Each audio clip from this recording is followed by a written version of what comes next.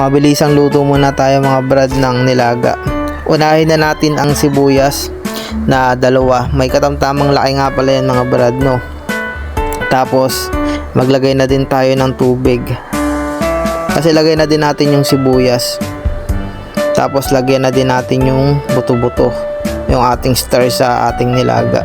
Masarap kasi ang buto-buto mga brad pagka nilaga o kaya sinigang, pero mas gusto ko siya ng nilaga. Ayan, maglalagay na din pala tayo dyan ng patatas. Sinugasan ko lang yan. Isang bunga pa lang patatas yan. Yan lang kasi ang kinakain ng anak ko mga brad na gulay, na yung patatas.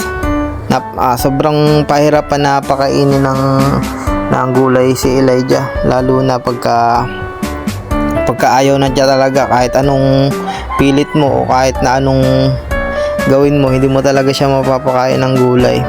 Kayo ba mga brad, napapakain nyo ba ng gulay ang mga anak ninyo?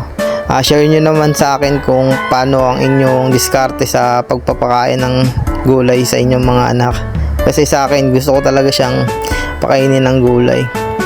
Yan, naglagay na nga din pala ako dyan ng pechay bagyo tsaka green beans tsaka yung repolyo.